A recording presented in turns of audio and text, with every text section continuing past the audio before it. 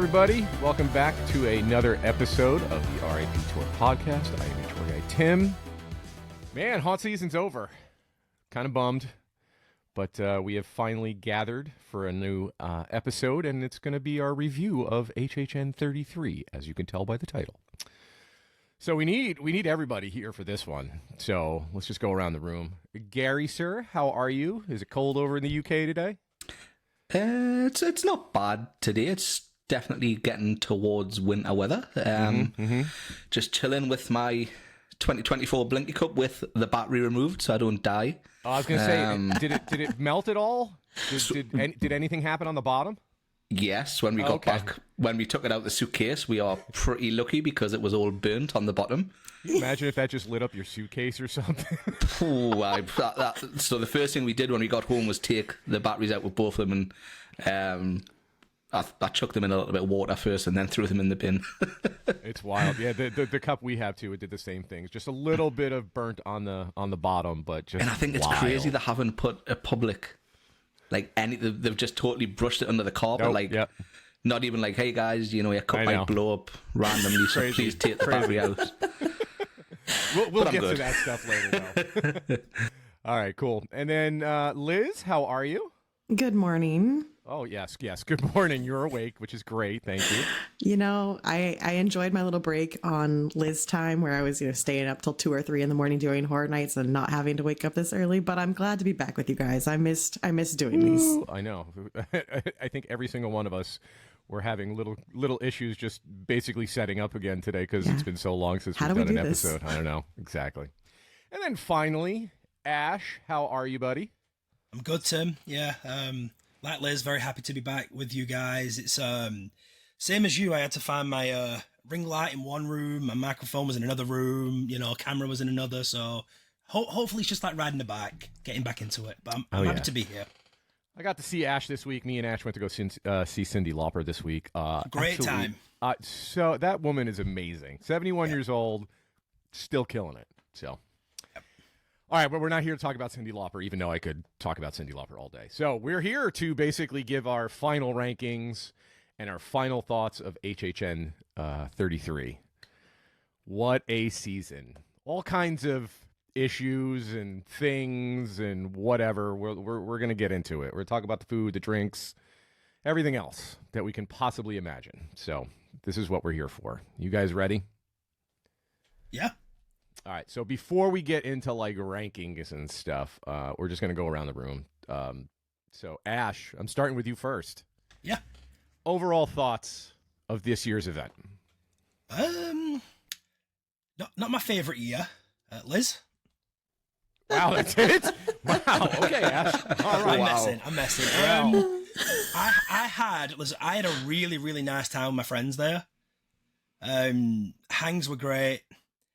And yes, it was not one of my favorite years. That's as much as I really can go into. And I'm sure we'll talk about things that'll open up my thoughts on certain other parts of the event, but probably extremely low on my all-time Halloween Horror Nights events list. That's probably fair. Bottom. That's fair. All right, Liz, since Ash was going to send it to you anyway. Liz, yeah, I guess so. Yeah. So what about your thoughts for this year? Yeah, I don't feel super bad saying this because I think this is a community-wide feeling that it's definitely going on my list of my least favorite years. I found things that I loved, as always. I had an amazing time, as always. But in the scheme of things, it just felt like something was a little off. And I'm glad that was kind of like a universal feeling that everyone kind of shared that same thought. So it's not just us that's saying that. But as always, I always find something that I love and can latch onto and still have a great time at the event. Love that. I do love that. And then finally, Gary.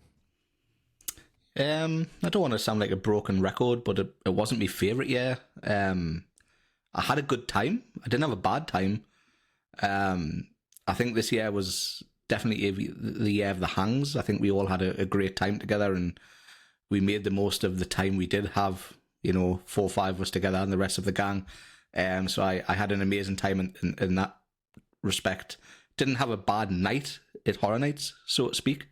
But theme-wise, we'll get into it a little bit more, but I just felt like this year's event, there was just something that just didn't hit right. And like Liz said, the community feels the same. So it's not just us being a negative Nancy, it's community wide. Yeah. And honestly, I'm going to agree with everything that these guys have said. I'm not going to beat a dead horse. Definitely not my favorite year since going. Definitely some highlights. Definitely some lowlights. But the best part is actually getting to see everybody. It's all about the hangs. It doesn't matter how good, how bad, how meh the event is. I'm there for hangs, to have a great time with you guys, to get to see other people that we probably don't really see except at HHN time and haunt season. So just like Gary said, never a bad time, but there are some things we're going to discuss. And I just want to say as well, I think even though we're saying that this isn't my favourite year, it was a very special year for us because it was the first year we got invited to Universal's media event. So this event will always hold like a special place in my heart because, it was the first one that we got to cover, and I think we did a good job of it. And so I'll always remember it for that. So it's not all bad. And I have one more to add in there too. Go, Liz. I think especially with how much time I spent in Dead Coconut, I met so many of our listeners, our viewers in the fog at Dead Coconut, in lines for houses, just out and about. So that made it very special for me too. I loved all the conversations we got to have and got to meet so many of you. Liz was definitely the face of our podcast this year, as she was there the most nights out of any of us. So. 25 nights. Woo!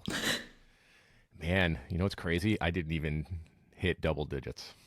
Oh, I was one off. I did 9. That's what I did. I did 9. But this year was also a little different for me. I was quite busy with other things going on, work related. So it was just a different year all around. But like I said, we're going to get into that.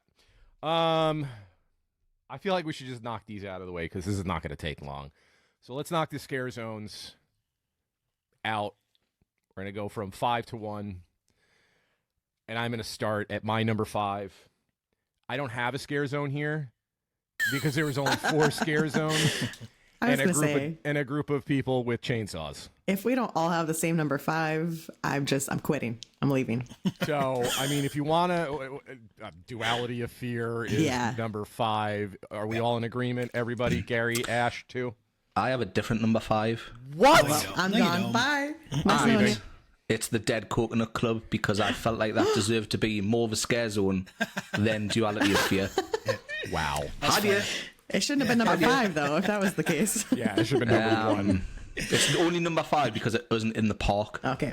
Yeah. Right, so, but I would rank the Dead Coconut Club as more of a scare zone because they had actual Roman-themed actors in the zone. Yeah, all right. Well, so let's talk about duality of fear because, man, this was rough. And I hate to say that, but I'm assuming everybody obviously you understand what we're saying. Like when you walked into the park, the truss is there with the neon Halloween Horror Nights sign up above.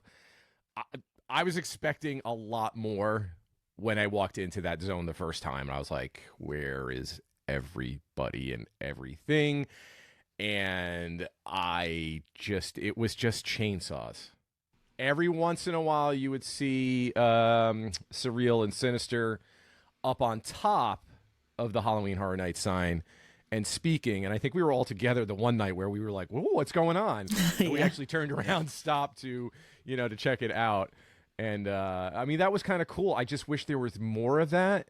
And I just wish there was more of something going on in that zone. It literally was just chainsaw people. That's it. I think if they'd called it a roaming chainsaw horde or a chainsaw horde, we'd be fine with it. Correct. But it's not a scare zone. There was no theming to it. Yeah. Obviously, we had half the Sinister guys and half the Surreal chainsaws, but it just, it did not.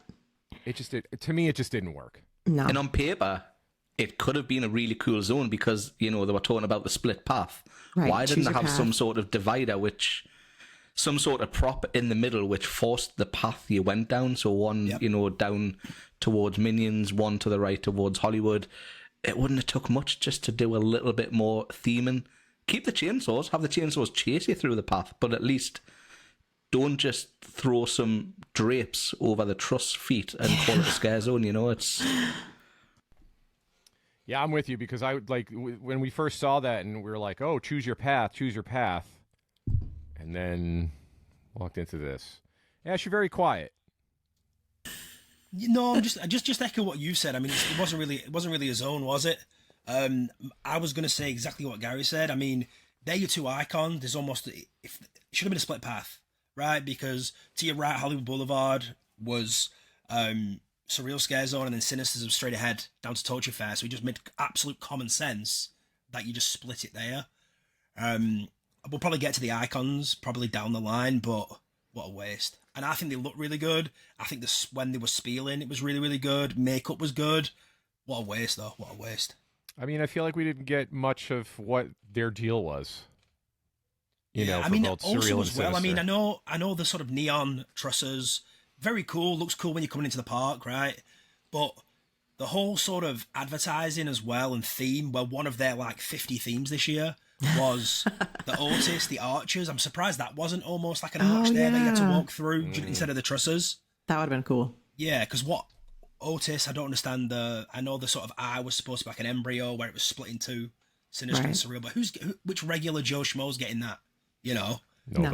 Nobody. Exactly. Nobody, right? So I'm surprised that the archway for like the Otis thing wasn't there as opposed to the trust thing, but it's just a waste of an area. Yeah. All right, so I guess we're going to move on to 4 now, because, I mean, we're all in agreement except for Gary putting Dead Coconut in 5. So we'll go around. Gary, what do you have at number 4 for your scare zone? Now, I debated this for quite a while, but I've had to put Swamp of the Undead there. And the reason I've had to put it there is because after Central Park's done for good scare zones, I really did appreciate the props that were in there. I think that was the zone that had the most props. It was jam-packed with props and theming, but you just can't enjoy Central Park anymore. The event is too busy. There's too many people. They don't want you standing in there. And it's too dark. I know it was a swamp theme and it had to be dark, but they didn't even have any lights projected onto the floor to make it look like you were walking through. The fog was just too much. And I do love fog because it does add to the atmosphere, but it was just a little bit too much. You struggle to even see most of the props on a night time. You could only really see a lot of them during like daylight hours. The actors were great. I had a few good interactions with the actors, but it's just not as... You remember, like, Tim, Trick or Treat, you could hang in there for hours at a time. You can't do that now, so I think Central Park the past few years has really struggled to knock it out of the park with a zone. I know. Imagine being able to like hang out for like 30, 45 minutes trying to get a picture.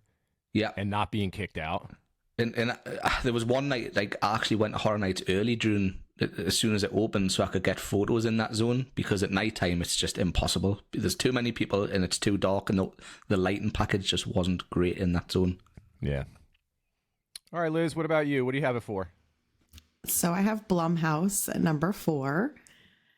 And this is actually not a knock on it whatsoever. As far as an IP zone goes, I think it was really well executed, especially in that location. It's very hard to fit all those stages and characters for photo ops in that San Francisco area and not have it turn into a bottleneck. And so I commend them for actually designing it the way they did, because there were, of course, at the end of the run, a few nights where it was still impossible to walk through there, but not nearly as bad as some of the previous years. So I thought the character representation was really good. I thought the lighting was cool. I like the other 3 zones better. Fair. Ash, what about you? What do you have at number 4? I'm the same. I have Blumhouse at 4. I think in my mind it was always going to be low anyway, because I know Liz mentioned the execution then. I thought the execution was pretty obvious. It's going to be stages and there's going to be roaming. The casting was good. Casting and costuming was very, very good. I like that. My only thing about this is they had the 2 most popular characters, the 2 most popular selfies. They had Megan and the Grabber next to each other. They should have had one of those at the other end. And just bookends that way. But that's just so busy, that zone. Again, I found myself walking around it just because it gets so busy, especially with those 2 characters right at the end. But yeah, for an IP, sure, it was fine. But yeah, I like the other 3 better, like Liz said. Yep, and I'm in agreement. I also have Blumhouse at 4. This was just a selfie zone, and there's always one every year, which is fine. I have no problem with that. But sometimes it does get bottlenecked up, and just like Ash said, perfect point. You should not have had the grabber and Megan literally next to each other, because that was the worst part, because everybody was trying to get their pictures with them. So I think it was me. Was it me, you, me, Liz, and Gary the one night where we had the? I'm trying to think. I know Liz was there because Liz was recording and vlogging that night, where we had the great interaction with the Happy Death Day, yes, like baby guy. Yes, Right, Gary, you were with us. I think Gary was with us. I've actually got a caught like the last like half a second on video. I was so upset. So that was probably one of the best interactions, that we had in that zone. That the Happy Death Day guy was awesome. Came right up to Liz and was just like, killing everybody. He looked at me and he let me go. So yeah, that's why Tim likes it, because he was spared. I was spared. Thank you very much. All right, moving on to number 3. Let's go back the other way. Ash, what do you have at number 3? Number 3, I have Swamp of the Undead. Very, very similar to Gary's thoughts. I feel like, once he got dark, some of the props are really, really cool in there, but I just couldn't see any of them. And they weren't, made great use of because of the fog.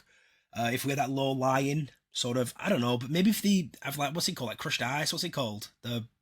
Maybe the ice. I don't know how they do that. Dry ice. Dry ice. Yeah, that's the one I'm looking for. So dry ice, maybe settle on the floor, maybe with some colours down there. I don't know, but I did see some people get wrecked in here though, because it was just so, it was just so dark and so foggy, and it was just wet all the time. Right, obviously pumping water in there too, but yeah, I think just a bit of a waste because I just couldn't really see anything, and more often than not, I was timing myself, trying to get out there as quick as possible. I didn't want to stay around in there, but yeah, number 3, I've got Swamp of the Undead. Nice. All right, Liz, what about you? Number 3? I also have Swamp of the Undead. I think I have a little bit more of a favorable opinion of it than the other two guys. I was disappointed that they didn't do the fog laser swamp effect that we've seen in so many haunts recently. I really expected to see that, and I was sad they didn't do that. But I did really like the light that was shining through the fence into the fog that made those rays come through as like a blue light along the side. I really liked the sets. I thought the actors were working really hard in this zone and really getting some good scares, using their props to make themselves look like they were just part of the set and then just wrecking people. But it's going to remain in this bottom half for me because, like we said, you cannot sit there and enjoy it. You have to just cruise through as fast as you can to get away from the bodies and hope you see a good scare along the way. So yeah, unfortunately, it's just with the crowds, you can't enjoy it like you used to. Yeah, 100%. All right, Gary, to you, sir. What is at your number 3? My number 3 is Blumhouse. Being a photographer, just that type of zone sort of draws me in because I can spend a lot of time getting some cool photos. And I did end up getting quite a few cool photos in the Blumhouse zone. Echo what Ash says with the popular characters, splitting them up, putting them on one podium was just ridiculous. I would have liked, I do know they did rotate the characters. I would have liked to see them rotated a bit more from being on the stage to on the ground. I did see them a couple of nights changing, but I would have liked to see a couple of other characters who are Roman be on the stages as well, just to get a bit more of a mix. The guy from The Purge with the sledgehammer, I thought he was brilliant. He knew a spot to stand where the light just hit him right in the fog. It just grabbed him, and when he put his sledgehammer in, it just made you. It sucked me in and thought, wow, this is just like being in The Purge. It was just so cool. I like the little triggers that they had on the stages. A little bit repetitive. I think they could have done a couple of different sound effects. I think they all had the same one. But the star of the show was the construction guy, who I don't even know. I think is he from Blumhouse's new show or movie? I think he's from one of the latest Purges, movies. Yeah. Right, because we watched all the Purge movies before we come out, and I couldn't notice him, but he was the star of the show for me. I got some really good photos of him. He was really, really good. And I liked how they flipped the Purge grabber as well. I had 2 different variations of him, which I thought was pretty cool with the 2 masks as well. But I just felt like the the Happy Death Day stuff was a little bit lost. They had the main girl character, but I knew she sort of just hung around the lockers. That sort of got swept up with the crowds. And they also had, what's the guy, the boy from the Grabber? Is it Billy, the boy from the Grabber movie? He was also there, but he just sort of blended in. I don't know if that's his name. I don't think it's Billy, but it's something else. I could be wrong, but he just sort of blended in with the crowds as well. So I thought they could have maybe had him interact with the Grabber on the stage a little bit. That would have made that Finney, a little bit maybe? better. Finney, yes, Finney. Yeah, I think that could have worked well if they'd gotten to interact with the Grabber a little bit more. But yeah, nice. I'm with Ash and Liz. I had Swamp of the Undead at number 3. I agree with everything they have said there. I still like this area of the zone, or this area for a scare zone, but yes, it sucks now because you cannot hang out in it. It's literally, they're just pushing you in and out. So you don't really get to take it in like you do the other scare zones, because you can hang out in the other ones, no problem. Nobody's pushing you through, or, to get in and get out. So, I think the theming was pretty fantastic in there. I wish there was more lighting, especially in the trees. I feel like they still could have done something up there. Obviously, it didn't have to be pumpkins, but it could have been something maybe to give it a little more light. Yeah. They added fireflies maybe like 2 or 3 weeks right after the hurricane. They added fireflies to the tree. I didn't it's even like notice. we've got 3 weeks left of the event. Add some fireflies. Wild. Very Random. wild. Very, very wild. Yeah, but there was, just like Ash said, I definitely saw some people get wrecked in there too, which was awesome. So, but yeah, that's number 3. So now, moving into the top 2, I feel like this is going to be a toss-up between all of us. I don't think this is going to be an agreement. So, I'm going to go first on this one. So my number 2 is Demon Queens. This was a hard choice for me because I liked both. Obviously, the other one is Torture Fair. Everybody knows we're getting there. Both zones were really, really good in my opinion. These were 2 solid zones. Demon Queens was our scare zone of the year. Is that correct? Right? That is correct. They won that, which is awesome. Just a typical Hollywood area. They had the big main float stage in the middle, and then just the characters spread out all over the place. Definitely some good scares in there. Good interactions with the scare actors too. Lighting was fantastic. I don't know, just it really felt like a good scare zone to me. Plain and simple. So, Gary, what about you at number 2? I had Torture Fair at number 2. I'll explain when we get to number 1 why Demon Queens pipped it. Torture Fair just reminded me of an older school Horror Nights scare zone. It was massive. They really used that zone to its full potential. I think they could have done with a couple of more of the little sort of stage shows. I know they had the main stage with the king and queen. They had the other stage that was sort of midway down with the guy with was it the food and stuff that he had on the little Pickles. stall? Yeah. But I thought they could have done with maybe as a couple more of them. The actors were cool. I loved them walking around with actual props and headstocks and torture devices. I thought that was so cool, rather than just using makeup and having them distressed. To actually have them walking around with props again made me think of an older style Horror Nights scare zone. And the music was really good. The lighting was good. And I loved the main stage show. I watched the whole thing a few times as well. I thought it was really, really good. Nice. Liz, what do you have at number 2? My number 2 is Demon Queens. So Tem and I are twins. This one was a tough choice for me too, because I had to go a little bit on concept versus execution for me to get that top spot. So for Demon Queens, I think the actors absolutely saved this zone.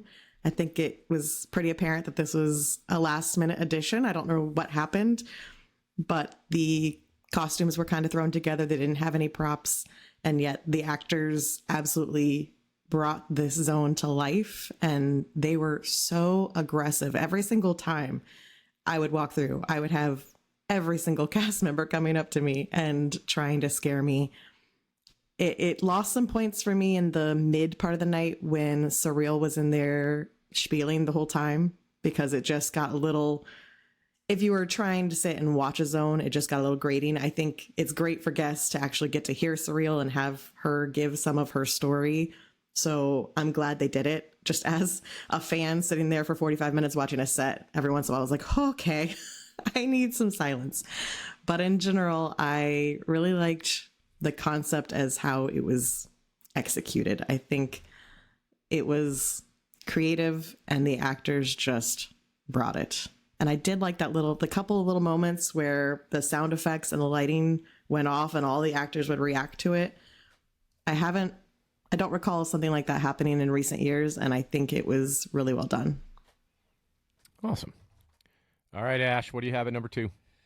I have the same. I have Demon Queens at 2. I think Liz and Tim, do we have the same list? We are triplets. Yes, we do. Triplets. Triplets of terror. You know what about this zone? I think Liz said it perfectly. The actors absolutely made this. We're going to talk about a house, in our list that was like relentless. I feel like this zone was relentless too. There was always somebody in my face all the time. That when I just wanted to get through it, I'm like, you know what? I'm just going to walk around it because I'm just going to get people in my face the whole time. So the actors did such a good job. Not surprised it got Zone of the Year at all. I know it might have been a coin toss between that and Torture Fair, but it's just kudos to the actors in there that really brought it to life. I actually loved Surreal's spiel in there. It could have maybe been a bit, a bit shorter, for the people who are there 25 nights, Liz.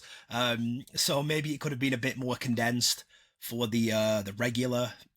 Sorry, for us, maybe not necessarily the regular people, but I really liked it. The lighting, the music. But my number one just pipped it. But really, really enjoyed it. Definitely a worthy Zone of the Year winner. Nice. Agreed. All right, we got everybody, right? We're now down to number 1. All right. Gary, what's in number 1? Obviously Demon Queens. Shocked, I know. When this zone was announced, it sounded dreadful.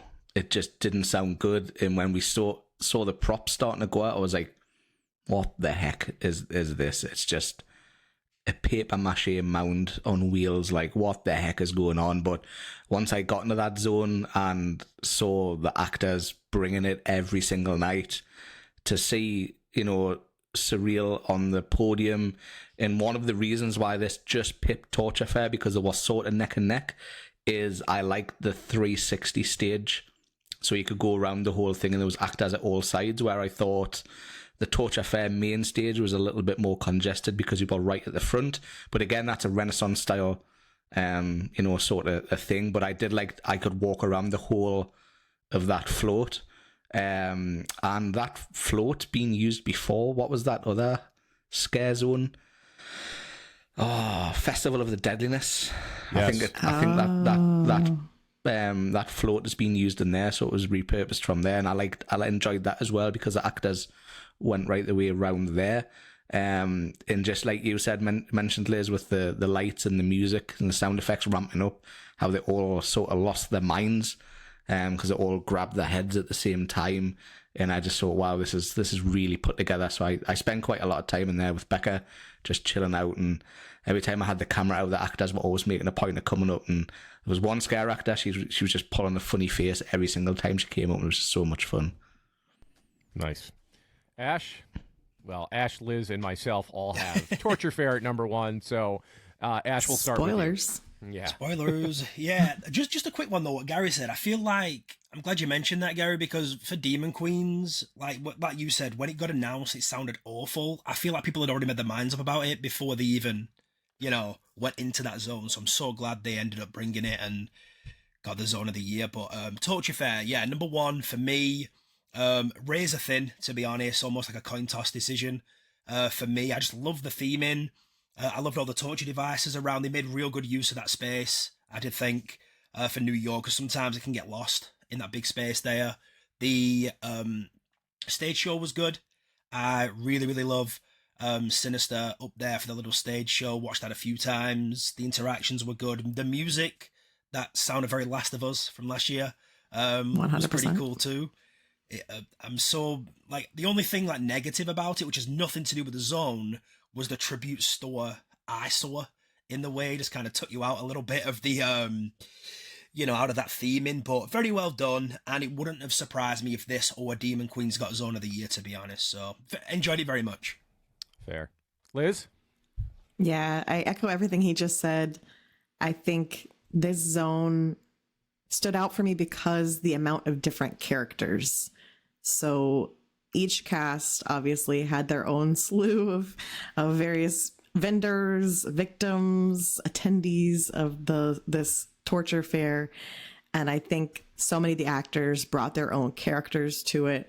A lot of them ended up with their own bits and stories. Like, for instance, I absolutely loved the witch on the one cast that would go around going, curse, and curse random people. And she would do patterns. So like the final night, she was cursing all the bald men, just little things like that you pick up on if you spend time in the zone. And I think that because they were allowed to talk a little bit, you got those personalized interactions that we've been missing. So I love the zones where they let them be a little comedic and they let them, not have full conversations, but they can talk in character and really engage you in the zone. I want more of that. And so this one just edged a little ahead for me. Nice. I agree with Ash and Liz. This zone to me, I guess this zone really spoke to me because I love a Renaissance fair. There's nothing. It's fun to go to a Renaissance fair. I feel like everybody's been to at least once. Gary, have you? Maybe not. I don't know if they have those over in the UK. Nah, they're not. I've seen them on TV, but they're not like a thing. So I feel they did a fantastic job, like translating that into like a modern day, walkthrough of a Renaissance fair, which was awesome. And any zone that's going to have plague doctor masks in it, I am all about, because I just love those. I think they're fantastic. But there were so many good characters that Liz mentioned just all over the place in each cast. And I'm with you. I want them to all speak to me and have conversations with me. But, at least they do have a little more leeway when it's kind of like these bigger zones and they have these many characters. So, again, I feel like this could have, between this and Demon Queens, it could have been Scare Zone of the Year as well. So. But that's it. Tim, a quick question for you. Yeah, what's up, dude? So, the zones got so much flack this year, but holistically, I don't think they did a bad job overall with Scare Zones. No, honestly, I don't either. Like my only complaint, if it's a complaint, is that there was really 4 Scare Zones, not 5. Right. That's all. And just like Liz said earlier, if they had called it like a roaming horde or whatever, I would have been 100 times better with that than you telling me that this is a Scare Zone. That's all. I'm with you. But I feel like every year, at least in my eyes, it's either the Scare Zones are better or the houses are better. I've yet to maybe have both at the same time. Still, I'm not saying there haven't been, bits and pieces where it could have been, but I'm waiting for that, where that full, hey, Scare Zones are on fire, all the houses are on fire, like this is going to be the greatest event coming. It was called HHN33. Oh, 28 was good too. Thanks, Liz. Well, 28 was good. 28 was good. Yeah, I missed 25. Thanks, Liz. Way to hurt me. Oh. All right. Well, it's house time, or do we want to talk about anything else? I think it's house time. You want to go to house time? It's house time. Yes. All right, cool. We're starting going from 10 to 1. And just so you guys know, we don't talk about this at all with each other until we get on this episode, because we don't want to know anybody's rankings and thoughts about things. We know thoughts about how people feel about things. Yeah, we have an idea, but we don't know final rankings. So we don't, just so you guys know, we don't talk to each other about this. So I'm going to start at number 10. And I'm going to tell you, this was probably harder than picking like my top 3 is what goes in this last spot. It was between 2 houses. Mm-hmm. And the 2 houses, oh man. All right, let's just get into it. My number 10 is Triplets of Terror. I just did not enjoy this house. I need to pass this first. Does anybody have Triplets of 10 too? Me. Liz, I'm going to let you go first before I can spit out words. Yeah, so I had the same debate between 2 houses, and I'm sure they're the same 2 houses, and I went with Triplets as my number 10. I did not enjoy the design, the theme, or the story of this house. And it's rare for me to feel this strongly about an original. And again, I want to preface before we get any further into these lists that nothing that we say here has to do with the actors or anyone working the event. This is purely on design, execution, just all of the things, right? And it's everyone has their own opinions and their own things that are going to jump out at them. I know people who have triplets way far up their list. So this is just our opinions. But yeah, triplets just did not appeal to me. I don't know if it was the original slasher thing was very exciting to me, but then I got in there and I just did not connect with it. And I really didn't understand I got the story? fact. Yeah, I got the story that it was going through them killing people on the anniversary. I got that part. But the ending, I have no idea. I guess that's them escaping. Why are we in tunnels? I don't know. Confusing. Yeah, everything that Liz just said, again, nothing on the scare actors, ever, because they're always putting their hearts into it. But I think I'm with Liz. I just didn't understand this whole story and how this played out.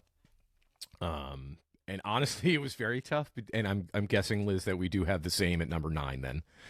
And we'll get into that in a minute, because I have a feeling that maybe Gary and Ash might have that one at number 10.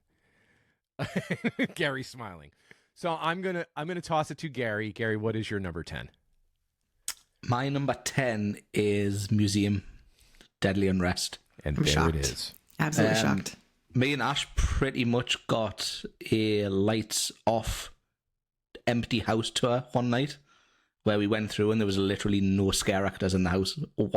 Can you remember seeing a scare actor, Ash? No, I was just about to say that's not even an exaggeration either. No, it's not. Like, No. I'd hold my hands up if we were exaggerating. We walked through that house and didn't see one actor. And it wasn't even, we looked at the time and it wasn't even the time of like anywhere remotely near a cast change. But I did do some other runs of that house. There was a couple of good scares which I thought worked well in that house.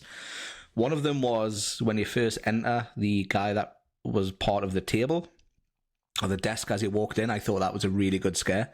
It was sort of the security guard that was there. I thought they could have done away with him and just had the guy on the table, because it already had your attention because you were already looking at the security guard. I think if they got away, that guy would have been a lot more effective. And the other scare, which I absolutely loved in that house, was the guy that looked like the wallpaper. He was just in the leotard thing, and he was just masked against the wall. Chameleon. Yeah. Yep. And Is that the actually, weekend house scare? Yep. Yes, and exactly. That got me a couple of times because I just thought it was so well done, but so easy. But the theme of that house, it just didn't hit what it should have hit. It's just, I didn't feel like I was walking through a museum, and I didn't really like the whole rotten stone thing of it. I don't know. I'll pass it on.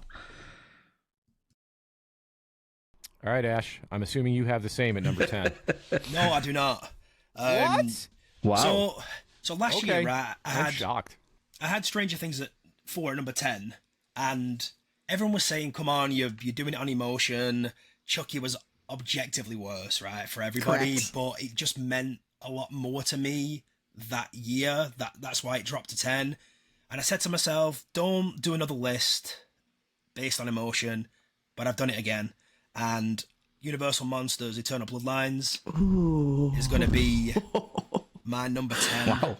This should have been an easy top 3 maze, in my opinion. What a convoluted mess this was. Honestly, it was, even listening to the podcast prior, going through Legends Collide, going through Bride of Frankenstein Lives, the story was just so convoluted. The scares weren't there. A lot of it was pulled from Legends Collide as well, a lot of the decor, which was my least favourite Monsters house prior to this. I feel like it just obliterated the whole storyline we already have. You know, it's no secret, Bride of Frankenstein Lives, one of my favourite mazes of all time, probably my top 5 mazes of all time now, and this should have been an easy slam dunk, but what a mess. And Yeah, again, probably on emotion. There's probably 2 ahead of it that could have gone 10. That's already been mentioned here, but I'll say no more. Eternal Bloodlines, number 10. I never want to go through that ever again. Thank you. I am Is shocked. that angry? You can't even look into the camera. I know. I'm Look at him. shocked He's too. so mad. Okay, so again, because we haven't recorded for 2 months, all my stuff's everywhere, so this is just, it'll be fine. Camera's in the next next room. Oh, I'm not that angry. I'm not looking at the camera. I'm just angry, you know. Just disappointed, you know? And that's exactly it, Liz. Same as last year, my number 10, Stranger Things 4. I'm just disappointed. I'm Wow. just disappointed. But number That's so 10, much worse yep. than being angry, being disappointed. Yeah. Agreed. All right. That's everybody's 10, right? So now we're on 9. And I'm just going to let me and Liz go because we both have the museum at number 9 since we've already talked about it. Correct. Gary's already mentioned it. There was just not a lot of scares in this house. Not a lot of scare actors there. I'm not really sure what happened in this house. This could have been. This is not what I expected it to be. It did have some good scares, and honestly, some things got added later that or at least didn't notice in the beginning. I think me and Liz were on a run where like the Bushman came out of nowhere, and I was like, "Who is this guy?" And literally got me really good, but I had not seen him before, so I think that was a new added at least character into it. It just didn't hit for me, unfortunately. I was expecting more. I don't know. I was expecting more like craziness, night at the museum, things just coming alive and out at you and everywhere. And I'm not saying things didn't, because they had like the big stone statue people and, in masks and stuff like that. I think I just expected a lot more. And this was my number 1 hyped house. Same. Just so you all know. So, all right, Liz, I'm going to pass it to you now for the museum. Yeah, this was also my number 1 hyped house. And as you guys know from listening preseason, I used to work in museums. So I was super excited. If there was ever a Halloween Horror Nights house that was made for me, it was this one. And I think I just built it up in my mind of the house that I would have designed. And it was very night at the museum. The dioramas coming to life, the collections area with Halloween Horror Nights Easter eggs, and just all of these ideas that popped into my brain. And that was not what this house was. I did really like the Viking ship scene before they added the fish smell. Once they added the fish smell, I didn't like it as much. But my main complaint is so many of the scares were either security guards or docents. So you've got people in security costumes or people in polo shirts rather than full-on characters. And then we have a scene with a goblin in it, which I get. If it was a different year, it would be a nice throwback to the goblin's house. But it's literally the same mask that's in the house just around the corner in the same year. And I don't understand why, Wild. with all of the different subject matters we could have picked, we did a goblin in there. There's just a lot of question marks as to what went through the thought process on this one. 100%. And I just want to add one more thing to the museum. Not to poo-poo and keep poo-pooing on it, but all the placards in there were the same thing. Yes. It said the same exact thing for every single exhibit or item in there. I'm like, how do you do And this? they made it blurry so that you wouldn't stop to try to read it. Correct. Yeah, I actually did have a 3-house tour booked, and I ended up canceling because Museum and Triplets were supposed to be on that tour. And when I found that out about museums, that's the one reason I was excited to go on the tour still, was to go read all the placards and get all the. And once I found that out, I canceled. I did. Yeah, crazy. All right, let's go to Ash for his number 9 because I feel like he's the flipping wild card today on his list. So No, not. I think my list now is pretty much straightforward. Man is also Deadly Exhibit Museum. Really, really bad house. Having like every room like a different exhibit from, I don't know, Greeks, Romans, Vikings. It was almost like low hanging fruit, right? But they should have executed it that way, as opposed to this like meta story that we went with that made no sense. And that monster and the security guard were the main scares. It had a couple, like Gary said, a couple of unique scares in there, but what, again, I said it for Bloodline, what a mess this house was. It could have been so cool. And it could have had, like, Liz will remember, like the Hallow Pass from Halloween Horror Nights 20 had so much Easter eggs in there when you look around. Do you know what I mean? They could have had so much Easter eggs in there that before the event started, I was thinking, oh, I wish I'd have done maybe the 3 house tour just to see how much, like, stuff they can cram into it. Nothing. Absolutely nothing. Made no sense. The only sort of themed area was the Viking one, which only had that one, the corner scare, the far right corner scare, really. But yeah, really, really bad. Again, it could have gone at 10, but my emotion went with the other one. But yeah, this could have gone 11, to be honest. He's very emotional today, Ash. You're very emotional. Yeah. Very. This was, you know what? It was so emotional. It was more difficult to do my bottom 3 than it was my top 3, which is a sign of not such a great year. But anyway, that's me. Museum number 9. Fair. All right, Gary, tossing it to you. What's your number 9? El Sebon. Monstrous at number 9. Oh, that's interesting. Wow. Yeah. Okay. I don't know if it's just because I'm from England and Latin America, you know, whatever it is, myths is wasted on me, but I think one night I walked through that house and I was just having a conversation with Ash the whole time. Like we were talking about something that wasn't even related to Horror Nights through the house. And even I appreciate the house a little bit more during the unmasking. It was fun. But I did not like the tour guide keeping us in the bird poo room for about 20 minutes because it stunk so bad. Like, she even said, I'll try and be quick in this room. She was not quick, and it just stunk. I did think that animatronic they shipped from Hollywood was amazing, though. That was so good. And I'm glad they didn't put any actors or anything in that room because that was like the star of the show. But the sort of storyline and all that sort was just wasted on me, to be honest. Not that it was like the actors really did a good job, and you know I appreciated the house, but it had to go somewhere, and that was the house, one of the houses that I gelled with the least. Dang. We all have different. Well, me and Liz so far, so good. We'll I guess see. we'll see. All right, so we're going to number 8 now, right? We've all done 9, right? Yep. Okay. Number 8. Let's go, Liz. I want to see what Liz has got for number 8. So the bottom 2 were easy for me. The middle gets a little trickier. Number 8, I have A Quiet Place. So far, so good, Liz. Okay. I was waiting to see. I think as far as an IP house goes, this one was executed really well. I think that the puppets that they designed were great at times. Other times a little hokey, but the experiment that they tried to do with sound design was also enjoyable.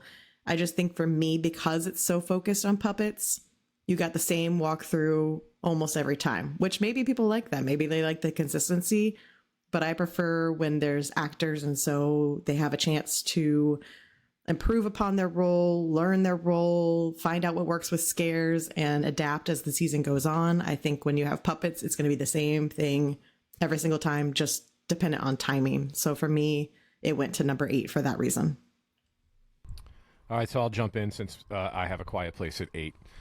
Totally agree with everything that Liz has said. I just want to add a couple more things. So after running, so they definitely tried something different here, which I'm kudos like for trying something different, and I get that. But to me, like the actual scare actors and not the puppets didn't scare. I think they relied more on the puppets to do the scaring. Because a lot of the times you would see a scare actor, you know, just like going shh and shh, you know, and it's like, okay, great. Also heard rumors that if you were actually speaking louder while walking through the house, and this is just a rumor because I don't think it's true, that then they would do some more scaring. But I mean, I can tell you from having annoying people that were super loud behind me that it did not change the walkthrough whatsoever. I wanted them to be taken. Correct. Somebody had told me that after a run, and I was like, oh, okay. I was like, you know, let's do an experiment for science the next time, and let's be, you know, like talking a little bit louder or whatever while we're going through. And honestly, it was the same thing. I didn't even get, you know, some of the scares in the same positions. So I give them kudos for trying something new. Stop putting corn anywhere Please. in houses outside, We because beg you. obviously another hurricane this year.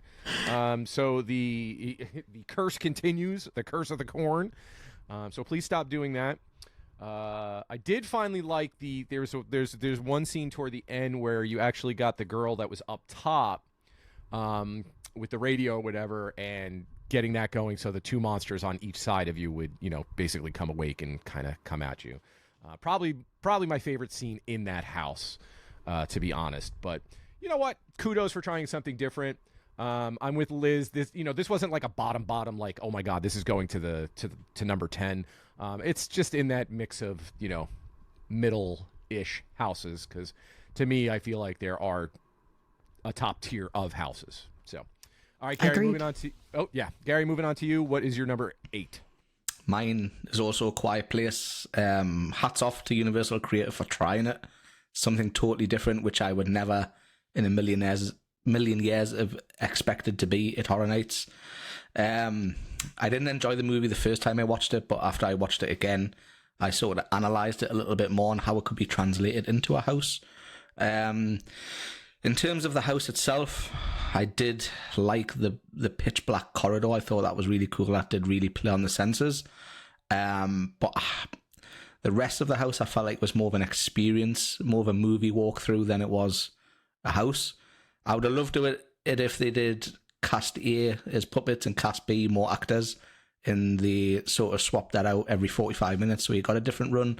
Like Liz said, it was a little bit more repetitive as you went through it. The one scene I did love in that house was the boat scene. It really did make me feel like I was outside and there was actually water there and the boat was floating. Yeah, That was really cool. Again, please just stop with corn. It's just not worth it. So just stop. Plastic corn, no. Real corn, no. No corn. Just no corn. No corn. No Just corn. no corn chowder, nothing. Yeah, nothing. Don't even sell it. Don't just get rid of it out of the park. Don't even put it on a menu. Like, Gary doesn't even want the street corn. But wait, Gary. No. Gary doesn't even want the street corn. I was just going to say, but what if it was street corn? Nope, get it gone. Okay. Meat only park, just gone. But yeah, hats off for trying it. It did work and it didn't work at the same time. I thought that something like that would have been more fun as like an escape room type thing rather than a Horror Nights house. So that would have been cool if they did Nice, something, yeah. daytime add-on to the event, something like that. But as a house, it didn't manage to pull it off. But I do appreciate the effort in trying. Nice. All right, Ash, bring it home. What's at number 8? Number 8 for me is Gary, Liz, and Tim, the Triplets of Terror. That's my my number 8. I mean, I can't really say much to what's not been said already. Again, this could have gone 9 or 10 for me. Are you walking through that on your first run, getting the story? No. Do we know that it's the anniversary and they're getting older every single time there's a different scene? No. The podcast, the ending, it was just a little strange, didn't really work for me. And for the hype list, I said, this is going to be good. I've just got a feeling. I've got a gut feeling it's going to be good. No, was not good whatsoever. After more runs, you get the house. You get the story a little bit more. But again, just convoluted. I didn't really get too much of it. But yeah, I'm not going to add anything that's not been said already. Poor execution, poor maze for me. Yeah, I've been that's fair. taking a drink every time Ash says something negative. Man, are you drinking? Are you drinking? Like No, it's just like Oh, okay. cloudy I was gonna say, lemonade. we're not but gonna like- make it to I was gonna number say, one. you might be absolutely hammered by the time this show is over. All right, Ash. Oh, number 7. I'll start this one. I have Universal Monsters Bloodlines at number 7. This is where we lose each other. Is this where we part? Yeah, this is where we part. Liz? Okay, cool, fair. I don't know. It's probably my least favorite Monsters house out of all the renditions so far, and it's not that it was bad. I think there was just a lot of repetitiveness from previous ones. Ash, why are you laughing, guy? What's going on? What are you doing? Anyway, You had me. Go ahead. You had me at not that it was bad. You had me then. oh, all right, my bad. I guess it was real bad for you at number 10. It had some good scares, solid scares. I like the wolf on the chain or whatever that thing was. That was a good scare. I don't know. I think it looked great. They always like kill the sets for Universal Monsters.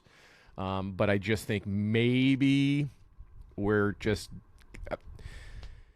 I feel like because I didn't get Creature this year, that maybe it played a part of why it went lower. Because I feel like we've seen all of these characters somewhat, in some sense, already. And I just wanted something new and fresh, if that makes sense. So, Tim, question for you first, right? Yeah. You know, we've had a monster, Universal Monsters maze every year since 29 now. Yep. And for me, I haven't got burnout because if they're producing these mazes that are good, again next year's fine. I had it 10. You have it quite low. I don't know about Gary or Liz. Do you think it's time? I know you want Creature badly. Is it time that we moved away from Universal Monsters now? No, I don't think so, but I think they need to maybe take a different approach to it. That's all, because I feel like it's, the same rinse, repeat scenes, kind of just adventure out. Like, I think about the Bride's house a lot and how different that house, that version of a monster's house compared to the others is so different and stands out. Right. So I don't know. I don't think it's time to stop with the monsters, but I think we need to have the different monsters that we haven't used, and I don't think we need a whole, it's this monster versus this monster versus this monster versus this monster, so you're getting a collection in each house. Dedicate a whole house to the Creature. Dedicate a whole house to Frankenstein. You know what I'm saying. Don't have always the conflict of this monster versus this monster. I don't know. Just to me, just something different. And I think I'm more, I won't say upset, but more bummed that Creature has not made a full-fledged appearance yet. Yes, he's been in houses as like Easter eggs, if you will, but I want a full-fledged house. And I'm hoping, especially with the new movie that is going to be coming out, yes, fingers crossed, that when this happens, that's when we're going to finally get Creature. And I just want to mention, it has nothing to do with HHN, but man, those animatronics in Epic Universe for the monsters are absolutely mind-blowing. That's another episode, Tim. I know, I'm sorry. I just wanted to mention it, but holy cow, bring that. So, bring that energy. All right, who wants to go number 7? Gary. I also have Universal Monsters. I just felt like you needed like a degree in monsterology just to get the flow of this house. Just do you know what I mean though? Like you walk through houses and you can sort of pick up the story, but it took me a good couple of runs and then listen to a podcast and do an online overnight course just to understand what was really sort of going on. And there was loads of things that I didn't pick up until we did the unmasking tour. I just felt like it just was a little bit harder to follow. Again, the sets absolutely killed it. There's never been a Universal Monsters house where the sets have been bad. The actors always bring the heat, but I just felt there was a few spaces where they could have done with a few more scares. The Frankenstein scene with the sort of traveller's carriage thing, have a real Frankenstein there, or have an actor popping out or something like that. It was an empty room. So I felt like there was a couple of spaces that could have put scares. And I'm really disappointed that they didn't tie in this Monsters house fully to the Epic Land. I thought it could have been a great tie-in to entice, because Universal Monsters has been around for years, but it's not something like Joe Public would know necessarily, a normal guest or even someone who's been Horror Nights the last couple of years. And Universal's ploughed millions into this Monsters land at Epic. I thought it could have been a great bridge into the new land to totally base that house around what's coming. Put something familiar in the house that's going to be in the land. Give us a sneak peek.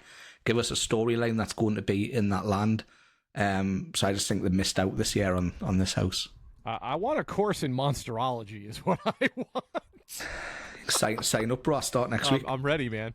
But I'm just going to add real quick. Going on the Six House tour with Universal Monsters on that Six House tour definitely gave you much better explanation of the story behind that house. But you really shouldn't have to have no.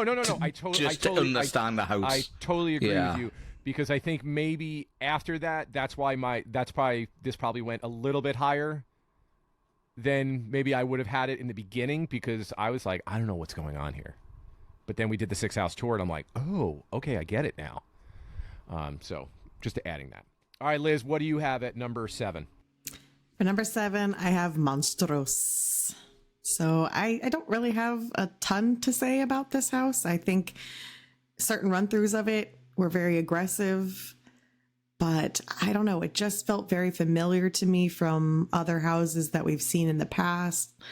And I just don't think I connected with it as much as I wanted to. I did love the animatronic, and I loved the giant face, the Elsa bone. That's Elsa bone, right? The giant face that came out. That got me so many more times than it should have, because even though I knew it was coming, I just would still jump. I loved the finale scare outside the curtain, but the little animatronic guy at the very end drove me crazy. Like, why do we have our finale of the house as just a little animatronic that just turns his head? It's a two. There were highlights and lowlights, so it ended up at a nice 7 for me. That's fair. I mean, when I get to Monstrous, I want to talk about a certain scare actor in that house that Liz has an adoration for. She was fantastic, but we'll get to that. Yes. All right, Ash, what do you have at number 7? All right, number 7, I have A Quiet Place. Pretty cool house. I'm glad they went a little bit different with this one. They tried some things. I don't think much stuck. Sorry, but I'm glad they tried something a little bit different. Some of the scenes though were really, really cool. I know Gary mentioned the boat scene, really, really cool. I love something as simple as a black corridor with the things popping out. Again, effective, but you're at the mercy of puppets. If you get the scares, cool. If you don't, then the timing's got to be perfect. You've got to have a perfect run almost. And then all the other sort of scare actors in there, I think Gary or Liz said it, we're almost like part of the story. You're watching that sort of part of that. You're walking through the movie, basically. And the only scares you're going to get is if you time it perfectly and get the puppets. But kudos, again, for trying something a little bit different. And some of the sets in there, really, really cool as well. So 7, middle of the pack-ish for me, A Quiet Place. All right, cool. I like it. All right, Liz, start us off. What do you got at number 6? Number 6, I have Universal Monsters Eternal Bloodlines, so we're not too far off here. I agree with what everyone said. I think the scenic was really nice in here, aside from the fact that, yes, some of it was taken from Legends Collide. It wasn't anything completely earth-shattering. I did have a greater appreciation for it once some friends went on the 6-house tour and explained the story to me. I think it was nearly impossible to understand just walking through the house what those final scenes meant. In fact, my first few walkthroughs, when we got to the snowy courtyard with the wagon there and there were no scare actors, I was so confused as to what that scene meant.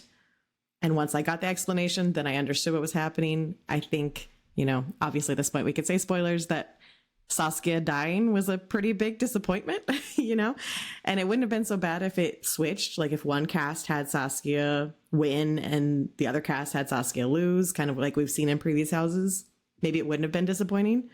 But to have your hero that you've followed through this podcast journey in the beginning of the house just die is bleak.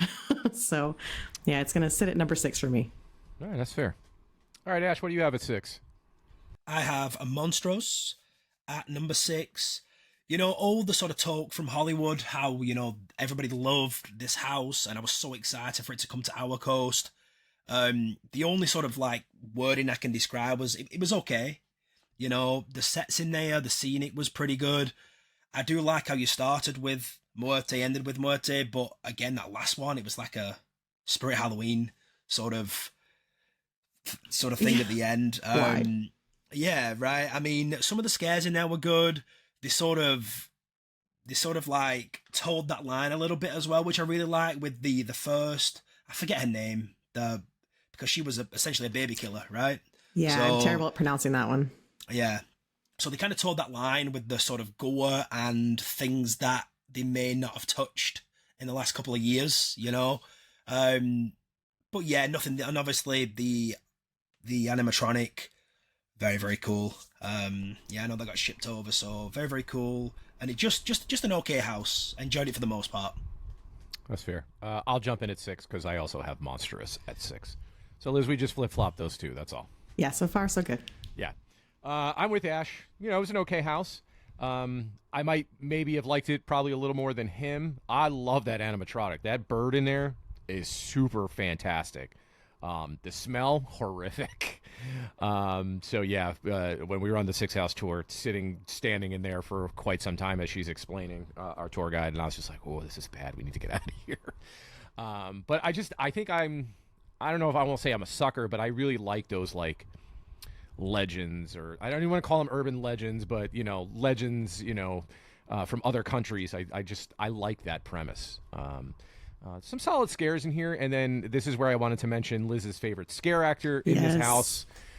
So in the first part, I'm not even going to try and pronounce her name either, but like the baby taker killer, the one girl that came out with the baby in the bedroom and literally was like gnawing on the baby, chewing on it. But literally, I got the worst stare down with Liz in this room, and it just creeped me out. So I loved her. So direct eye contact. That was. Yes, I was like, oh. So Monstrous is at 6 for me as well. Gary, bring it home. What's number 6? I have Triplets at number 6. I know you guys didn't enjoy it, but wow, I thought it was a pretty enjoyable house. Yes, it did have issues. The whole repeating the murders every 10 years thing was hard to follow. And the other thing I didn't like was how I think the podcast room should have been the first room to explain the story. And then I think they should have done a podcast scene as a transition between every 10 years to help make the story flow a little bit better. But I did enjoy how every 10 years they came back, did the killings again. I loved some of the tools that they used to do the killings. That's not something you often see in a house. You don't see people getting killed with a table saw in every house, which I thought was pretty cool. I thought it felt like a very long house. I felt like it was in there a while. I really enjoyed the facade, how you went through the rain and had the police car outside of the house, and then you went inside, but then you also went back outside to go inside. That they did a really good job there of transporting you, making you feel like you're going from in to out. I really enjoyed that. The only issue with the outside bit is I felt like I was walking through Halloween, because it looked very Halloween-esque. So overall, it was a decent house. It wasn't amazing, but I did have a pretty fun time in that house. Nice, awesome. All right, so that was the bottom 5. So now it's time for our top 5. You guys ready? Yeah. All right. Okay, because Liz, you just jumped out, so let's go. What's number 5? Yeah, I think for me, this top 5 goes into a different category. So the bottom 5 for me are one realm. The top 5 are a different, and then there's one that's like way above. But like, just want to designate that for me, these top 5 are on a different level. My number 5 was actually really tough to choose, but I'm going with Major Suites. I really adored this house. I thought it was classic Horror Nights. It had that old school claustrophobic feel to it. I do think some of my feelings are because a lot of it was very similar to Giggles and Gore from 2014. It felt like a throwback. I loved all the different characters in the house. I loved the guest activated triggers. I think there were some fantastic lines in this house. Like, obviously, I'll be saying, destroy the evidence for forever now. And I just had a blast every single time I walked through this house. I thought there were so many cool effects and little gags, and I loved it. Yes, agreed. Gary, what do you have at number 5? I had Slaughter Cinema, which you may be surprised at. Whoa! Where do I start with this? So, Slaughter Cinema 1, they did a great job of pacing the story of each movie. So we had 2 rooms for each movie. Slaughter Cinema 2, we only had 1 room for each movie. So I felt like you were quite rushed between the movies to fully appreciate the story. There was some amazing scares in there. The Mardi Gras scene was awesome. I would love to see that as its own standalone house. Liz's favourite scare actor in that house, the vomit guy, got me every single time. But I absolutely loved it. The scare was just so much fun. Blood and Chum, the shark, that puppet was outstanding. Really, really good. There wasn't really anything bad. I loved the cyborg one. It reminded me of Chopping Mall. So I think that's probably the only way I'm going to get some remnants of Chopping Mall at Horror Nights. So I really did enjoy that. But I just felt like you were rushed through the movies without really seeing the full potential of them. But overall, it was a fun house. It was very claustrophobic, like you say. As well as stuff left and right of you. There was stuff above you as well. It made you feel like you were really small packed in there. But yeah, number 5. All right, cool. My number 5 is Major Suites. I like this house. Yeah, I like this house. A lot of fun. And I love this house because it had 3 triggers in this house. The only house that had triggers this year. So that was fun.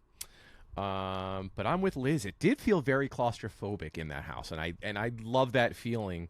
And that's why I love the tents, because I feel like I for the most part, I usually get that feeling in tents. Maybe not so much, this past year. I think the best example of that is probably like Tomb of the Ancients, Scarecrow, where you had that everything's on top of you. And I love that feeling because I just feel like it just makes it more intense and more scarier. But I anything that has to it is a Willy Wonka basically knockoff to me. I'm all about. I love the theming. I think the house looked fantastic. The scare actors were on point. Just a very, very, very cool house for me. So, Ash, what do you have at number 5? Same. I have Major Suites, Candy Factory at 5. I'm still in the realm where these mazes can still be anywhere in the bottom half, to be honest with you. I wish it was more Candy Factory. Like, I really enjoyed the first half of it. Tim was so funny. I'm confused. Gary's drinking because you're negative. Oh, okay. Positive. I said I really enjoyed the first half of it. So here's what happened with Major Suites, right? First couple of weeks, it was low on everybody's list.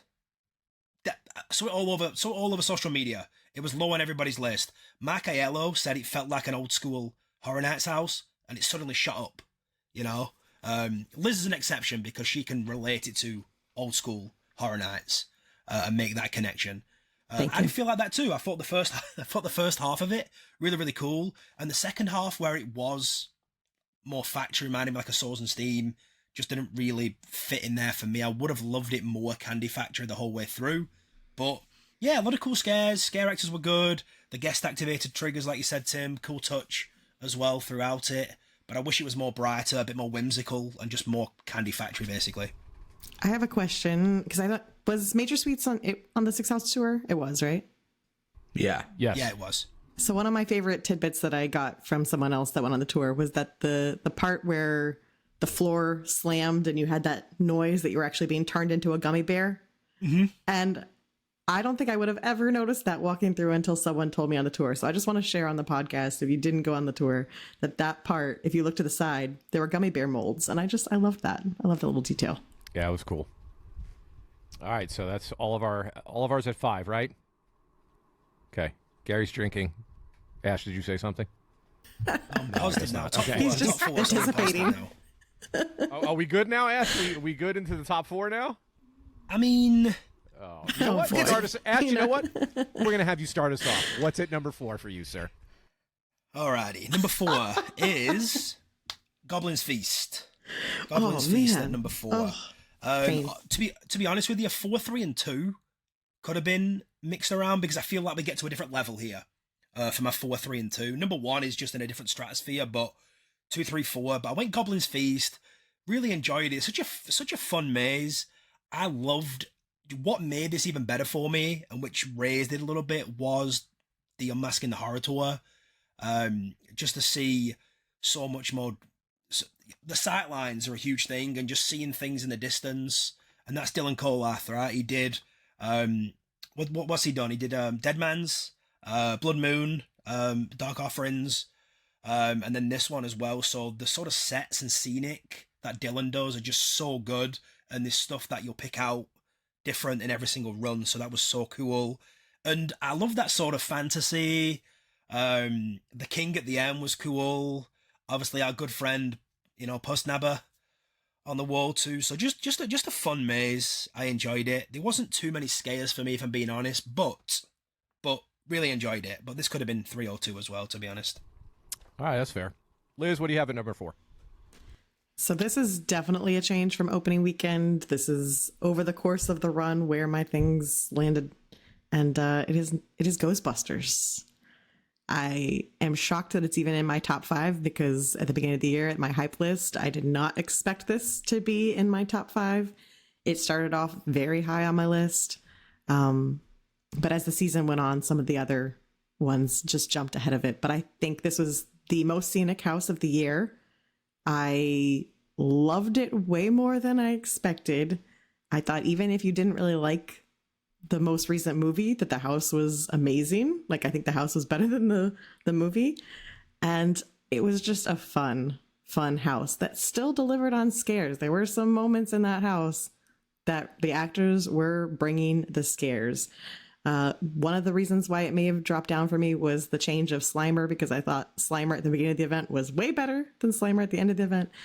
But just a really enjoyable, fun tribute to the Ghostbusters, and very well done. That frozen firehouse, A+. Amen. Gary, what do you have at number 4? I have Major Suites at number 4, which again has probably surprised you because I really didn't enjoy the zone. I thought the house was a blast. I just never had a bad time in this house. Like Ash mentioned, he would have preferred it light and whimsical right the way through. I took that as the house was all bright and fun, Willy Wonka-ish, and then when things start to go wrong, that's when the colours start to change, the lighting starts to change, the sound starts to change. And speaking of sound, if I stood outside my house in England on a Friday night, I could hear that house because it was so loud. Like, I honestly, that was the only thing that spoiled the house, was how loud it was. It didn't need to be that loud. They could have just, I don't know if it's just because I'm over 30 now, but just knock it down just a... You old guy, you old. Knock it down just a touch, because I was coming out of that house and my ears were ringing. But I absolutely loved the house. I loved how the triggers didn't just benefit other people. One of them was a booby trap and it got you if you pressed it. I just thought it was a fun house. Some of the phrases that were in that house, the scares, it was just all round. It was a comedy house, but it wasn't at the same time. It was just all round fun house. Nice. I like it. All right, I'll round out number 4. My number 4 is Slaughter Cinema 2. I feel like Slaughter Cinema 2, I don't want to say it had a curse on it before it even began, but when you have a house like Slaughter Cinema 1, I'll say, I don't even know what, I'm going to make up a percentage, but I feel like, 90 to 95% of sequels are not as good as the original. Sometimes it does happen, though, where the sequel is better. I'm not saying it doesn't, but I'll say like a good 90%. This was a solid house. It just wasn't as good as number 1, and I feel like having those expectations from going through the first house to this one, I wanted more. And I feel like Gary, was you mentioning that it was only one room? Yeah. Yeah. I agree with that. I wish there was just a little bit more on each section just to get a little more story. With that being said, this got better, in my opinion, as the event went on. So at the beginning, I was like, oh, okay, maybe. But the more I ran it, and the scare actors doing their job, it got better and better, and I started really enjoying this, the second version of this. Blood and Chum, probably my favorite movie in that house. That damn shark was amazing. So good. Did you notice the dead otter on the side of it too? Or like zombified otter or whatever it was? I was just fixated on the puppet right the way through, so... It was just cool. I did enjoy. Please, somebody give me the name. What was it? Was it Mummy Strippers? Yes, Mummy Strippers Unwrapped. Yeah. Unwrapped. That's right. Probably the best name of a movie in that house. Fantastic. And I love that there was a Christmas movie in there. That was fun. I just wish we would get like what Hollywood has had with the holidays or whatever. You know, just a mashup of a house like that. You know, I'm a real sucker for Christmas and horror together, though. I do love that. So that's what I have it for. All right, we're ready for the top three.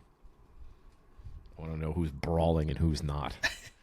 Now, I'm trying to remember like what you guys said. I mean, I know what everybody's number one is. Yes.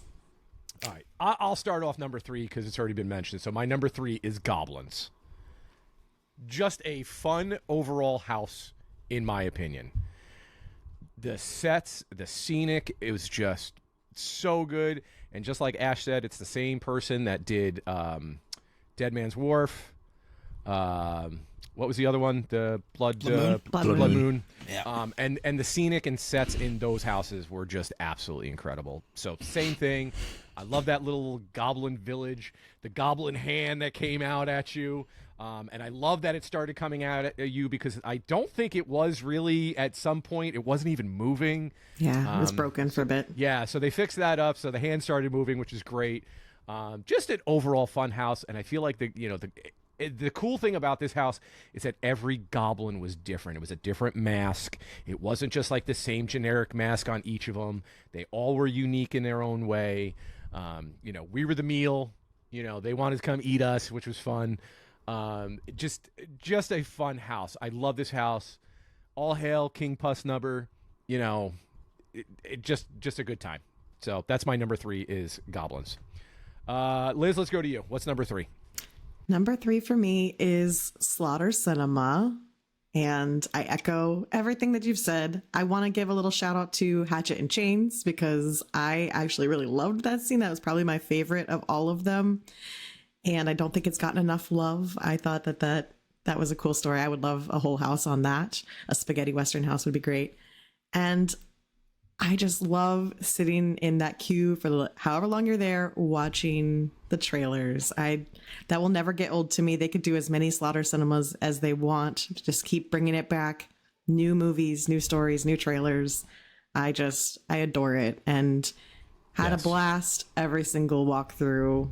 And I will miss it, especially coming around the corner, waiting to see the mummy stripper. A blast. Yes. Oh my God. And if you want to watch any of those trailers, it's up on our YouTube. Sure we is. have that. So check that out. All right, Gary, what do you have at number three? The food is escaping. I have Goblins at number three. Just such a fun house. Like Ash says, the sight lines that just went big on this house, and they had no business going that big and that detailed on an original house like that. But even the water wheel turning was just an amazing touch. Like, it offered nothing really to the scare factor or the story of the house, but it just made those little details. All the pumpkins. It was just a fun traditional Halloween house, and I really enjoyed it. And like you say, Tim, all the masks being different makes me think that we might see this again, whether it be a sequel or a scare zone. I just think if they're putting that much effort into making it different, that we could maybe see it in the streets one year, which I would not be opposed to. Yeah, for sure. I do have a quick question for you. Did you feel like you were in a tent?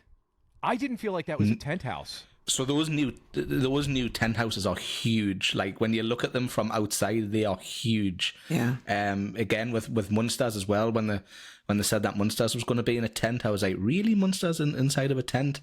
But they've got a lot more vertical space in those tents. And just looking at the shape as well, they're more of an oblong shape than they are of a sort of oval shape. So I do think they now can go quite a bit higher. Yeah. So which is a good thing, because they're making tent houses more like soundstage houses now, which is awesome. Right. Who do we missing? Ash? Yep. Number three, right. I have Ghostbusters. Number three. Really enjoyed it. Chelsea's first house. First and last, I assume. So yeah, this one's and this is held pretty constant up there since opening weekend. Some of the scenes were cool. The firehouse, amazing. And just fun, right? Just fun. Just walking through the maze. And Liz said it. This was probably better than the movie. I didn't really enjoy the movie. Like the movie came to a culmination and it just ended really, really quickly. This was probably better than the movie itself, but yeah, just fun. All the characters. We've got Vigor in there as well, so we got a couple of throwbacks as well. Yeah, I just liked it. Fun, a lot of fun. So, but yeah, Ghostbusters number 3. Nice. We good? We all got number 3? Yep. All right, so we're off to number 2. Gary, lead us off. What do we have at number 2? I've got Ghostbusters at number 2. Such a fun house. Like Ash says, I didn't really gel with the movie, but I did love the house. As well as the firehouse. Did anyone notice the projection mapping on the firehouse as well? That was really, really cool. The Garaka, still costume guys, popping out where you least expected them. They were usually from behind, which was a really good scare. Possessed Ecto 1. Wow. Hats off. Like, that was just amazing to see that. Also, my wife Becca, she went through Ghostbusters, you know, like Ash's wife Chelsea. I think Becca did Ghostbusters like 4 times, I think, which is just so proud. Because Becca doesn't do houses. She ended up doing 3 houses this year, which was it 3? Awesome. I think it was 3 houses, Yeah. which is a big thing for her. But I did, that's why it holds top spot. I got to run it with Becca. The sets were amazing. The music was amazing. And just every night going through it, spotting a different mini Marshmallow Man was just so cool. Nice. Sorry, Stay Puft Man. It was just so cool to see all the different... And they all had different faces as well, and they weren't just all repeats. Someone on that was the tour guide said on the tour that they had different molds for each one. That some of them were 3D printed and some of them were made in a different way, but they all had different faces and expressions, which I thought was really cool. And Ash and Gary are still trying to get feeling back in their hands from going through with their wives. Yeah.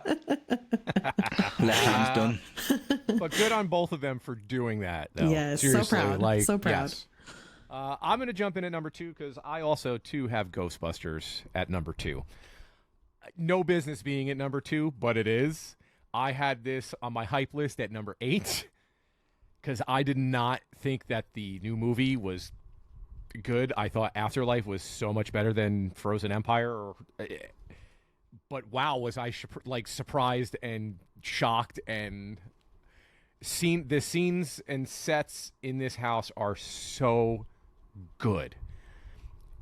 And the redeeming quality to finally put Ecto 1 in the house from missing out on the first Ghostbusters house.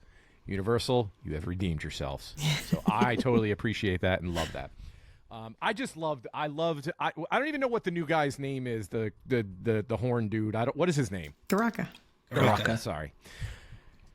I love that character because I just love the way he looks, and to have them on stilts, you know, just overpowering you, and the detail of how he grows from the opening room to the final scare as you're walking out the door is just incredible, you know, because he's, you know, he doesn't have horns in the beginning, and then he finally gets to the horns, and he's, you know, 20 feet tall and the blue eyes glowing.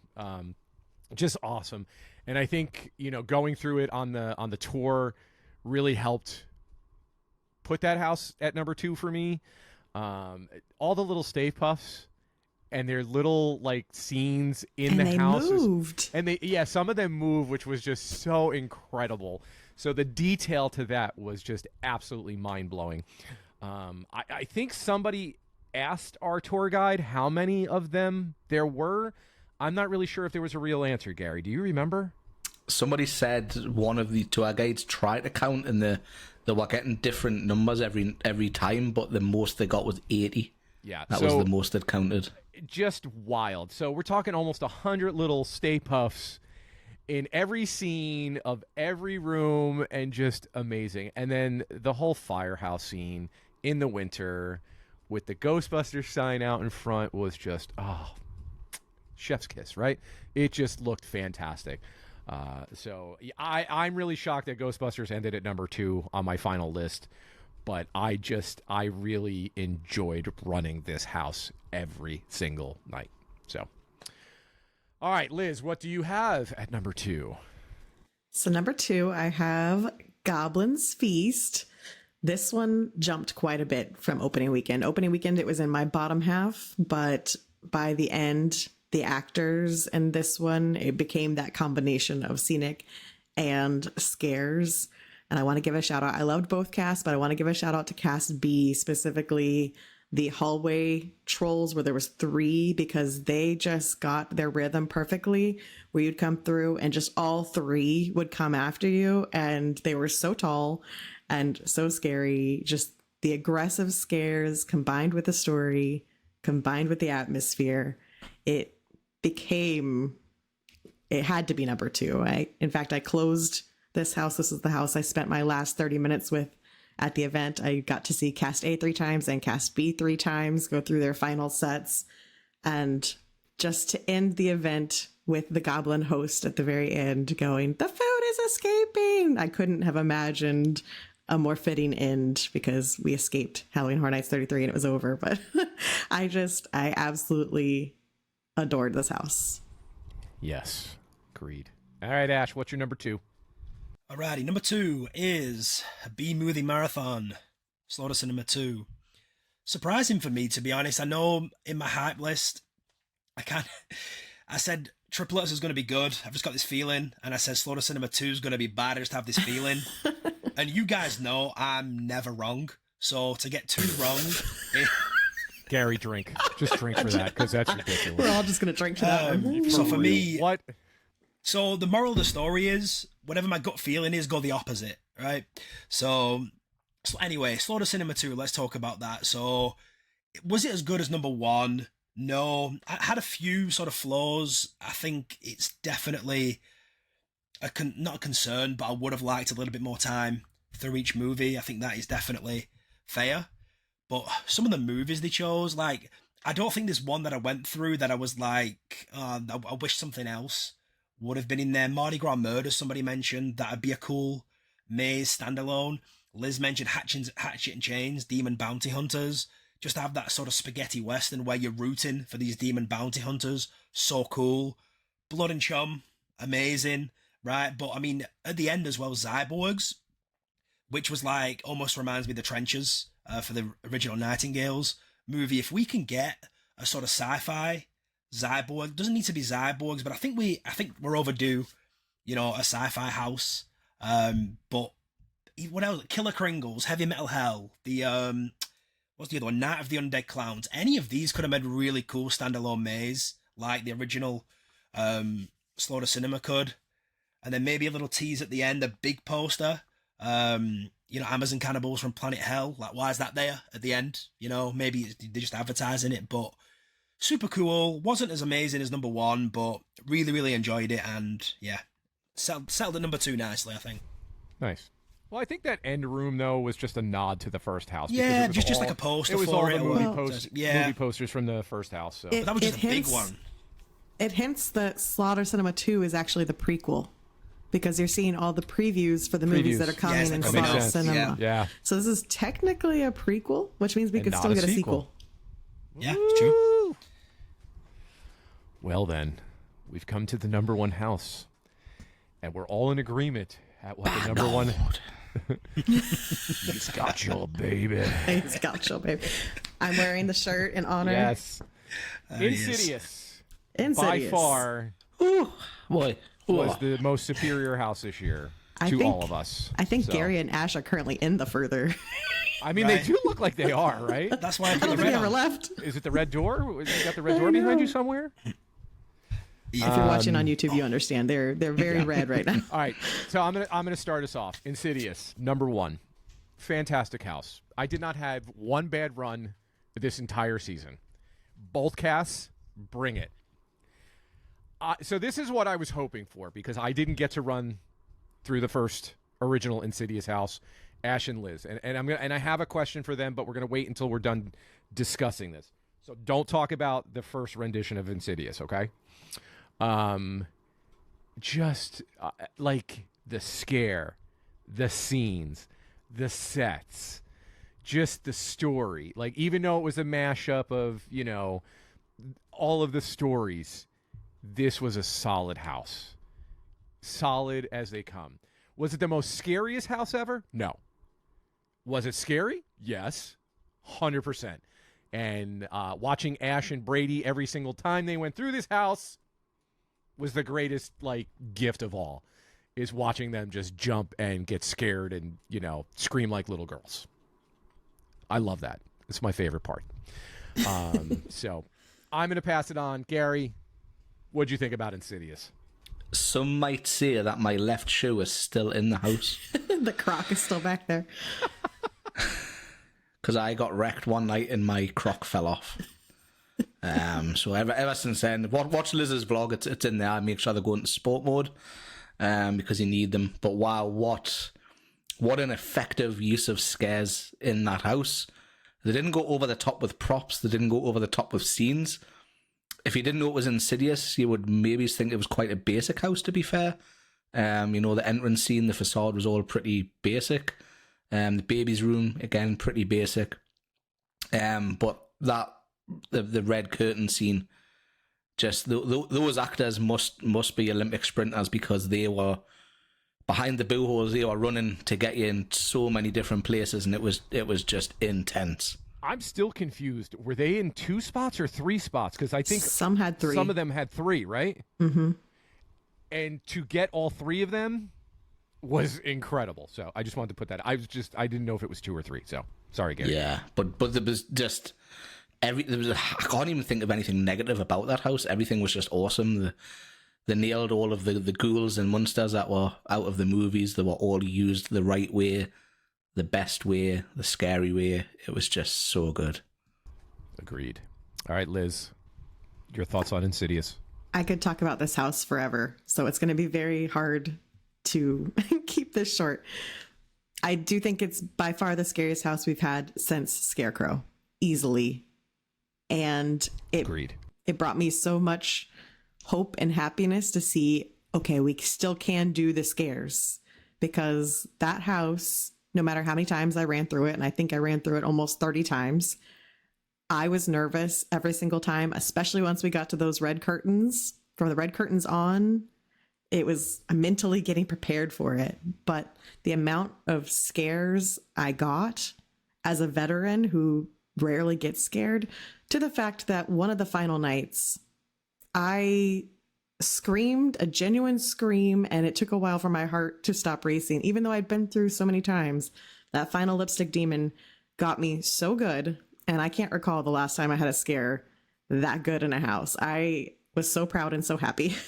It just brings me so much joy to see that we can still bring this level of scares at Horror Nights, even with the crowds, even with having to be the most popular house where people were waiting 2 hours for it. There was still that much attention to it. And the final nights, actually specifically the final night, once they had already won House of the Year, they were being so aggressive that our walkthrough was so slow. We were shuffling through the house because the final scene, the actors were not letting a single person through the house without stopping them. And it was just a beautiful way to end the season. It's going to be the house I remember from this year. I think all of us universally loved it. And I should note, it's an IP. When was the last time that I had an IP at number 1 or even this high up my list? So, you know, if me, the originals queen, has it as my number 1, that this house was stellar. That is very shocking and very true. I know. Honestly, from those curtain scenes on to the rest of the house is legit. It was just batshit crazy. Just getting wrecked. Like if you got it right, you should have walked out of that. You should have crawled out of that house. I wish there had been a camera, like a live stream of just the people exiting the house, because that was one of my other favorite things this year, was just to sit in the line watching everyone exit the Insidious house and just be laughing, crying, just keeled over. It was amazing to watch. Oh yeah. So I mean, Liz ran it one night. Someone got that scared, their phone fell out of their pocket. They jumped that much. I was with you on that. Yeah, I actually, that. I went to almost stepped on a phone because someone ahead of us had dropped her phone. She was very thankful when we got outside that we told her that you guys left with it, the attendant. Mm-hmm. All right, Ash, and what about you? Your thoughts on this year's Insidious? Yeah, really, really, really good. Probably the easiest. I know House of the Year goes off different metrics for them, but easiest House of the Year since Scarecrow, in my opinion. And I know a couple of people have said, because this year was so weak, that Insidious would have been just like a normal house in another year. Not a chance. This No. was so good. No.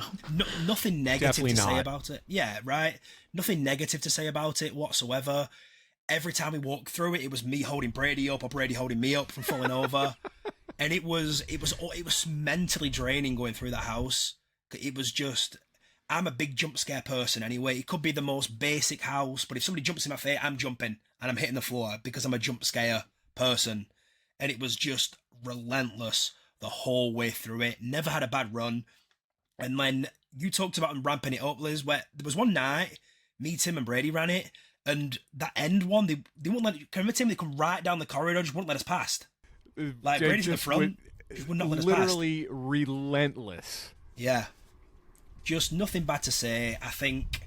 Yeah. This is going to be an upper echelon house in every year.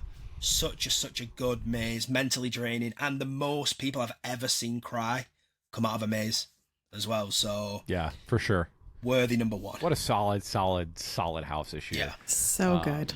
So now, and Gary, I'm not sure if you did. Gary, did you go through the original Insidious? Yeah, 25. Yeah. Okay, so for the three of you, I want to know which version of Insidious did you enjoy more. So Gary, let's start with you.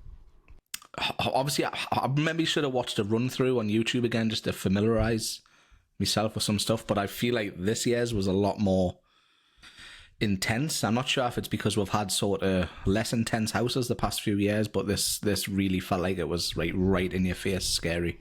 Okay, fair. Liz, what about you?